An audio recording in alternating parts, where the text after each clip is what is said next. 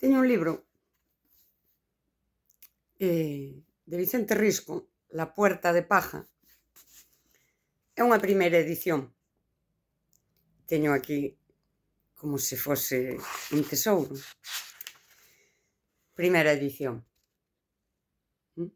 Maio do 53. Esta novela foi finalista do Premio Nadal, algo así, non lembro. A min paréceme, non sei, a obra filosófica galega por excelencia. Parécemo a min. Para min isto, non sei, sería... Joder, non me gusta decir o noso Kafka, o noso... Sí. Pero sí. O tema é que esta obra, tal como eu a teño, está censurada polos censores da época. É dicir, non é tal como Risco a escribiu. El aceptou. Creo que aí hai algo moi curioso, non? A tensión entre o que Risco quería dicir, o que se podía dicir, e a propia negociación, non? De dicir, pois veña, váleme así. Non sei, tantos anos despois, eu quería pedir que, por favor, podemos, alguén en Galicia, pode pedir, quen teña potestade para isto, que se publique a obra completa. Necesitamos a nosa obra filosófica, por excelencia, do noso filósofo por excelencia, Vicente Risco. Eu isto teño clarísimo. Hoxe estaba vendo hai un médico, Manuel Sanz, creo que se chama, estaba escoitando un podcast e el fala da supraconciencia. Eu hai tempo que o escoito e pareceme moi interesante, escoito con moito coidado, porque a fin fala da vida despois da morte, de algo así, que a mí gústame sempre tratar con coidado.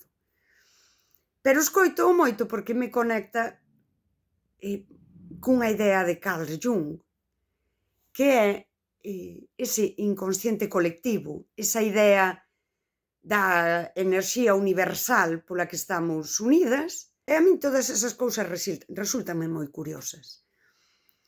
O caso é que Risco, e tamén, que ademais eu sei que el liu a Carl Jung, é dicir, que escribe desde uns coñecementos, eu creo que dunha psicoloxía profunda, que estaba aí en Europa, non? Nese tempo, tamén o recolle aquí, en La puerta de paja.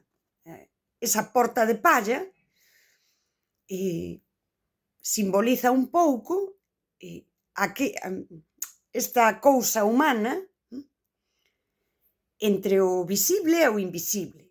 O tema é que hoxe, estando escoitando estas cousas, non, do Manuel Sanz, ele dixo que a supraconciencia ten que ver ca intuición e así, é unha cousa metafísica, non? E dixo algo que dixen, guau, sí, que di, a supraconciencia só ten presente, porque é a eternidade. Eu, que me di, señor Manuel Sanz? Di, a eternidade é a falta de pasado e a falta de futuro. E foi, claro, como eu viña falando disto da saudade, é a propia idea que Castelao enuncia, sí, non emana do pasado, nin se albisca no porvir. Xa se me foi así un pouco a cabeza. Supraconciencia, inconsciente colectivo, as teorías de Jung, Vicente Risco, que coñecía a Jung, La puerta de paja, que é unha obra moi existencialista,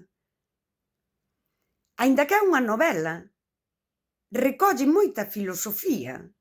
Dicir, para min é unha obra filosófica, non ensaística. Pero, sí, a ver, Dostoievski, é dicir, a filosofía moitas veces presentouse desde a ficción.